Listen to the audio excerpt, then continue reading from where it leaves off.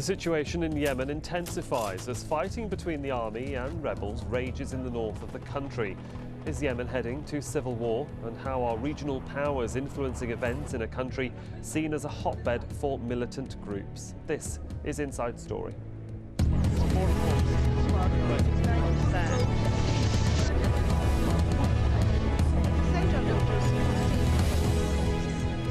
Hello, welcome to the programme. I'm Sahil Rahman. Violence is continuing in northern Yemen. It's estimated as many as 100,000 people have been displaced in the fighting in Saada province. UN aid agencies are warning that Yemen is on the brink of a humanitarian crisis. This week, they've launched a campaign to raise over $20 million for those affected. This recent surge of violence began in August. Shia rebels have been fighting the Sunni government since 2004. Militants from the Zaidi sect, also known as Houthis, claim the government has persecuted them. But Yemen's Sunni leadership says the rebels want to take over and spread their version of Shia rule. On the weekend, a truce was called aimed at helping those displaced return to their homes. But within hours, fighting had resumed, with both sides claiming the other had broken the ceasefire. Hashim Albra has gone to a village outside the Yemeni capital, Sana'a, to find out more. Wadi Dhahar, a Zaidi village north of Sana'a. It was to this palace that the former imams used to return each summer. Although some here sympathize with the Houthis, many are growing disenchanted with a conflict that has ravaged the north and killed thousands. These villagers told of what they believed was a larger plot by neighboring countries to undermine Yemen. The Houthis and their gangs are implementing a foreign agenda against the security, the economy and the stability of this country. It is a broad agenda to divide Yemen, like they are planning to divide Iraq and Sudan. Since the start of the conflict in Saada 5 years ago, the Houthi rebels keep saying that their movement is a protest against discrimination and poverty. But the government of Yemen disagrees. It strongly believes that the Houthis are carrying a foreign agenda aimed at destabilizing Yemen. Yemeni officials say Iran is involved in the conflict, backing the rebels with cash and weapons. Accusations that are straining ties between the two countries. Yemen has just threatened to cut its ties with Tehran. They are loyal towards the Iranians, they are loyal towards Hezbollah and Hassan Nasrallah, but there is no proof whatsoever that this loyalty has turned into fund or support. The Houthis are Zaidis, part of the moderate Shia sect that rules Yemen. But over the last few years, they have embraced a radical ideology seen here as a clear evidence of Iranian influence. For their part, the Houthis accuse the government of trying to crush them with the support of Saudi Arabia. The rebels put on show the ammunition they seized from the army, bearing Saudi Arabian markings. The kingdom, which is seen as the protector of Sunni Islam, is concerned the conflict might spill over its borders. Ali Saif Hassan has had many meetings with the Houthi rebels in attempts so far unsuccessful to broker a peace deal. In the past, an alliance formed by Saudi Arabia's Wahhabism and a powerful Yemeni tribe dominated political life in Yemen. But recently, a new alliance made up of Iran, the Houthis and a few Yemeni tribes is emerging. It is very active and ambitious, and it is becoming a strong political force in the country. But the conflict in North Yemen isn't the only threat to stability in this country. A separatist movement in the south and a very active Al-Qaeda are also seen as real challenges to the poorest nation in the Arab world. Hashim Al-Barra, Al Jazeera, Sana'a. Well, joining me on the programme in Sana'a, HAKIM Al-MASMARI, he's editor-in-chief of the Yemen Post. In Manchester, in the UK, the HAKIM, he's chairman of the Liverpool Arabic Centre. And also in the British capital, London, Stephen Park, founder of the CEMA Group Global Security Company. Gentlemen, welcome to Inside Story. HAKIM Al-MASMARI in Sana'a. Can I come to you first, sir? Why do you think the recent truce over the weekend failed? It barely lasted 4 hours. This truce did not even start in the beginning. Both sides are not saying the truth to the media. there is no transparent source. No source has giving us the chance to believe them. Both of them are giving us lies or information that is not accurate. This is why, even before the truce was announced, we said that it was impossible for this truce to take place because each side is not giving the other side options for the truce. This truce had no options, had no conditions. Each side wanted to follow its agenda while the truce was going on. Why do you think, then, that the term or terminology of a truce was used in the media then? According to our sources here in Yemen, that the government, during the last week before the truce was announced, it lost many military bases to the Houthis. And it suffered many losses to the Houthis. The government, on the other hand, every day used to announce that, and it still announces that, they have killed many Houthi leaders. However, every day 3 or 4 Houthi leaders are being killed, while the government is still losing this war. And the reason why we believe this truth was announced was that Houthis loaded and made every street in Saada city with landmines, which made it impossible for the government to go inside the city. And this is why the government had no choice but to call for the truce. And even though President Saleh 2 weeks before that said that there was no way possible that any truce would take place, only if Houthis give up. However, when they felt the pressure from this militia, they had no choice but to offer for a truce, which unfortunately did not even stand more than 4 or 5 hours. Okay, Tahir Qasim in Manchester, you've been listening to what's coming out of Sana'a from our guest there, Mr. Al-MASMARI. How do you see the situation as far as this so-called truce was called over the weekend and didn't really last very long? I see the situation with despair. Listening and following what is going on, every party thinks that they are going to win. Unfortunately, nobody is going to win. It's only more and more lives will be lost. And I think it's the responsibility of the two sides to think about the people who have been displaced, the people who are seeking shelter, the weak and the vulnerable people. Of those are children and women who have nowhere to go except to flee from this unwinnable war. It does seem to be a desperate situation. The UN saying at least 35,000 people displaced. Stephen Park, can I bring you in from London? Just to give us an overview, I mean, was this a simple dispute that could have been sorted out months or perhaps even a few years ago? Or has this been an open sore that has just had a small bandage, a small plaster put over it, and it keeps coming off and the wound there for everyone to see?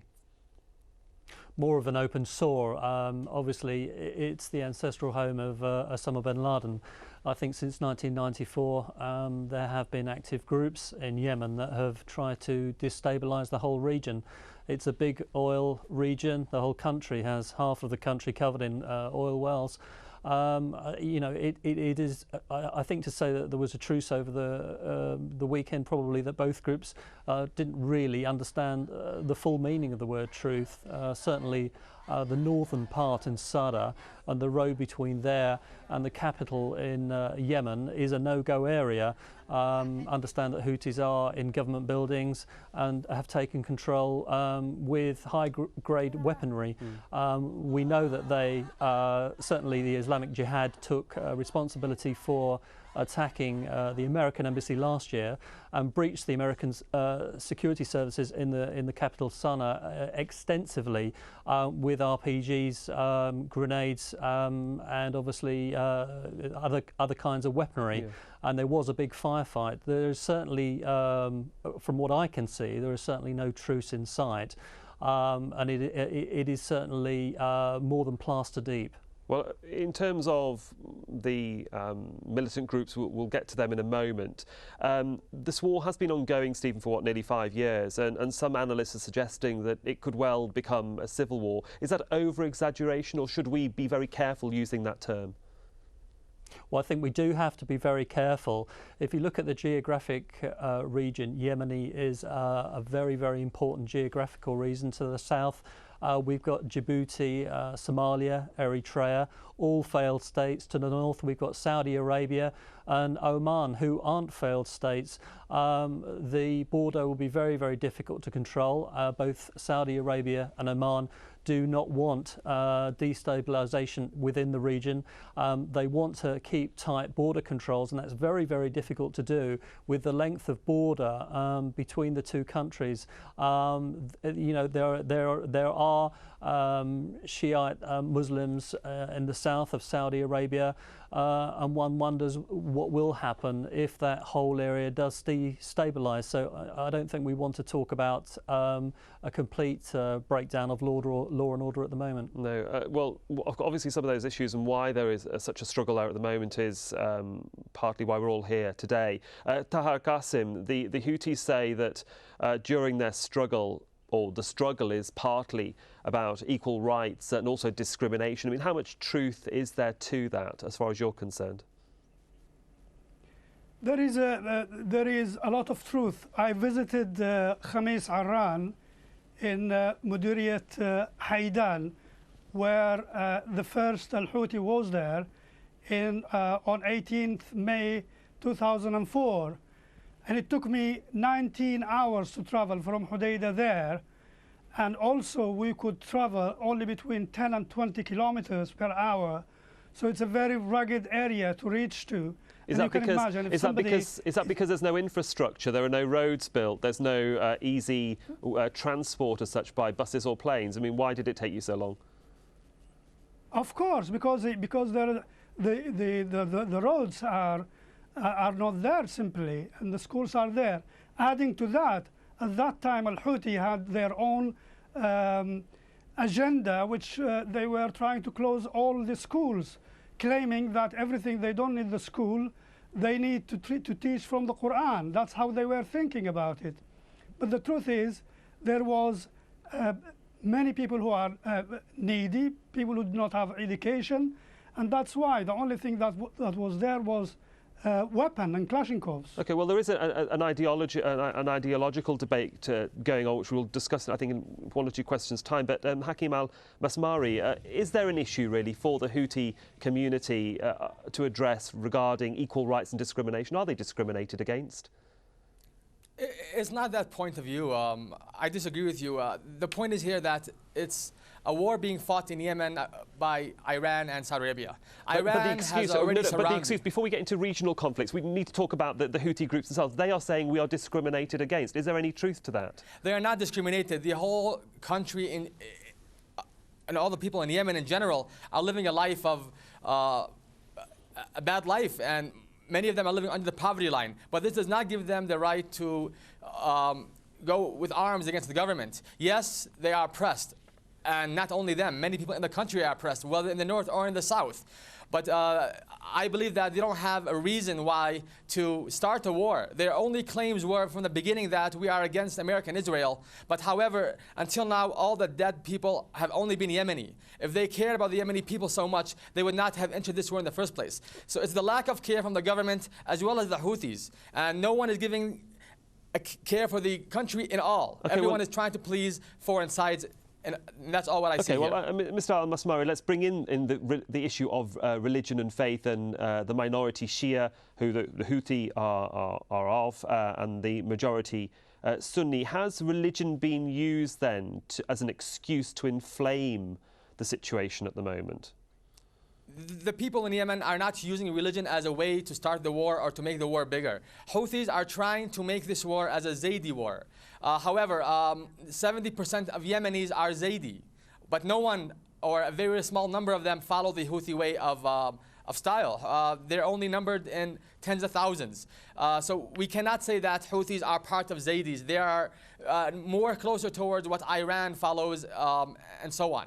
Now, this cannot be religious because most people in Yemen don't follow either the Iranian way of life or the Houthi way of ruling the country. They're either Zaidi, which is a very non-extreme party and sect in Islam, and the Sunnis, which is also the majority of the Arabian Peninsula right now. Okay. So we cannot say this is a religious conflict in Yemen whatsoever. But so, Stephen Park, if I can bring you in from London, many analysts are suggesting that there is if you're not a Sunni, you're a Shia, and if you're a Shia, then you've got to be related or connected to Iran. So one has to wonder, is Iran connected to this struggle? Is it involved, or are they just mired because Iran is a predominantly Shia country?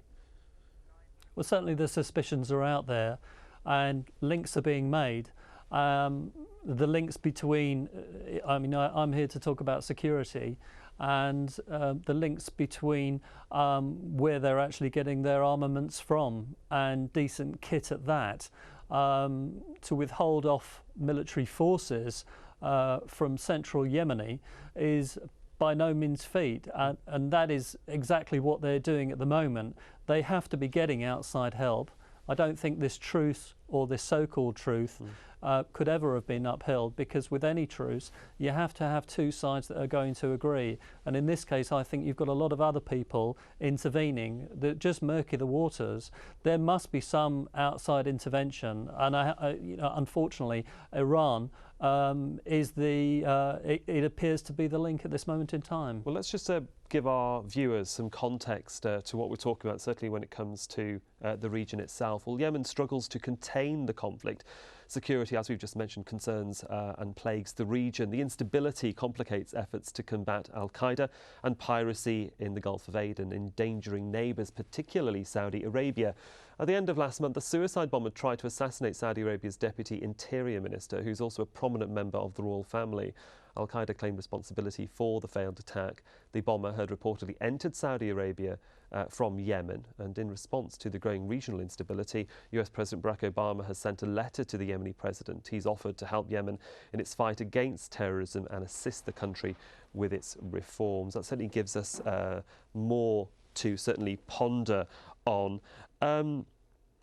Stephen, Yemen is borders Saudi Arabia, Oman relatively stable, Saudi Arabia obviously a politically strong heavyweight in the region. How worried should countries like Saudi Arabia be with instability in Yemen? Within Yemen, I think that's a different issue, because they've obviously got interests within Yemeni, and the whole region has been destabilised by these so-called groups that have allegiance to Al-Qaeda, and the threats have been made not only to westernised embassies and concerns and interests, but also against Saudi and Oman interests. As I've already said, it's a big oil region. You know, half of the country has an oil interest. And with regard to that, I don't think Saudi or Oman are going to be particularly too concerned about the overflow itself. They can probably control that, but within the country, I think this is a whole different issue, and I think that they are concerned about the attacks and the threats of attacks that have been made to their interests inside the country. Hakim al-Asmari, the influence of Saudi Arabia and Iran within Yemen, is that an issue that many Yemeni individuals are talking about from within the country? I mean, who is supporting who and why? It's a great issue now in Yemen. Everyone knows that Saudi Arabia is supporting Yemen, but who blames Saudi Arabia? Saudi Arabia has witnessed many losses over the last 10 years, and the biggest loss when they found out that the north of them, Iraq, has turned into a Shiite country. So Saudi believes that Iran is trying to make a southern country as well as a Shia stronghold, the same way Iraq turned into a Shia stronghold. So what I say is that Saudi Arabia does not want to help Yemen. Saudi Arabia is forced to help Yemen. President Saleh is trying to show Saudi Arabia that he is the person who is responsible for the safety of Saudi Arabia, and according to this, Saleh will ensure that his stay in power is longer. With the power of Saudi next to him, he can have the power to fight Houthis, and this is why this war, according to our sources and what we believe in, will not stop for at least 2 more decades. Well, because President Saleh wants to ensure that he stays in power as long as the Houthis are available. So are you saying that Saudi Arabia is more concerned about Yemen being influenced by Iran than Saudi Arabia being more worried about Al-Qaeda influences or al-Qaeda bases or training grounds within Yemen? Al-Qaeda influences are very low in Yemen, even though the media pictures it as a very big issue. It's not difficult for a person to throw himself in a crowd and bomb himself. It's something very simple, just needs a person who's crazy to do so. However, Iran has Hezbollah in the north of Arabia, and they are now seeking another group, a militia group in the south of Arabia, in order for their project, their Persian Empire, to grow and expand to other areas. So Saudi Arabia is not worried about Al-Qaeda. Al-Qaeda, they have dealt with them very smartly over the last 10 years. They have given people who, or Al-Qaeda suspects jobs and give them salaries and so on. So they're not worried about Al-Qaeda. Al-Qaeda in Yemen, if we notice in Yemen, not talking, Stephen Park, I was just wondering, is Yemen actually worried about the impact of all of this conflict that's going to have long term for Yemen? Is Yemen capable as a nation of controlling it in any way, with or without Saudi Arabia's help? Well, it's been around for some time now, whether they've actually got control or not. I mean, we actually still don't know the effectiveness of Al-Qaeda within Yemen at this moment in time. We know there's a lot of groups, as I said earlier, Islamic Jihad, that have been very, very effective. The government have got to be concerned, and the Western interests and also the Middle Eastern interests have got to be concerned, because there have been numerous attacks, as we have seen over the past few years, which have been reasonably sizable, well-planned and orchestrated attacks, and they must be getting the equipment to be able to confidently carry out those attacks from somewhere. And I think that the intelligence and the chatter that people are picking up with regards to the Iranian link is too large to actually ignore now. Whether, as we know, Yemen is a follower of the American war on terror, and therefore supports the opposite cause, if you like. I think it's probably struggling. Whether it gets help from outside interests to sort its own problems out, I think probably it's inevitable at the end of the day. But there's a lot of countries looking and watching very closely at the moment, probably more concerned about the World Food Programme problem and the humanitarian problem that is actually occurring, I believe, right now, although there is a media blackout in north of the country. There is for the moment. I mean, Hakim al-Masmari, if outside help is required by Yemen, i.e. the United States, as President Obama wishes to help, how much can the United States do without looking as if they're interfering in the internal affairs of Yemen and without being chastised for it? The U.S. cannot do nothing according to what we believe in, and even if they try to do something, people will not allow them to do something. If the U.S. comes to Yemen, it will only bring more problems to the country. And if we look at the attacks that Al-Qaeda conducted over the last 7 or 8 years, most of them have been towards U.S. interests. So why would the U.S. bring its troops or its influence inside the country, whereas it already has a bad reputation in the country? So if the U.S. does bring support to Yemen, it will only do bad to the country, and we don't believe that any good will come out of it. Well, I'm afraid we have to leave. The reason why I say that is... I'm afraid we do have to leave it. I'm afraid we've run out of time. But we do thank you for your insight, gentlemen, to Hakim al-Masmari in Sana'a, Taha Qasim in Manchester, and Stephen Park in London. Thank you, gentlemen, for joining us on this edition of Inside Story. Thank you. And thank you for joining us on the programme. We do welcome your comments and suggestions. Do please email them to us at insidestory@aljazeera.net. I'm Zaidi Shia Muslims. Thanks very much for your time. Bye-bye.